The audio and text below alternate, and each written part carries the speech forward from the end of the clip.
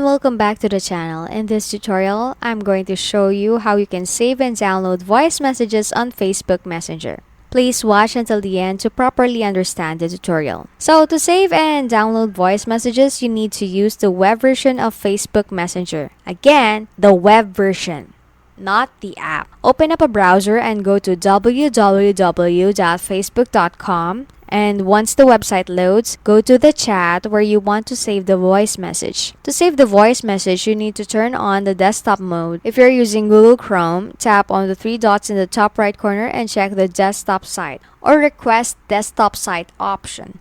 Zoom in on the page and tap on the messenger icon in the top right. Open the chat where the voice message is, and then you will see three dots to the right of the voice message. Tap on them, then tap on the download option, and the voice message will be downloaded. And that's how you can save and download voice messages on Messenger. And then tap on the download option and the voice message will be downloaded. Thank you for watching. If you found this video helpful, please leave a like and subscribe for more videos like this. Thank you for watching and see you in the next video.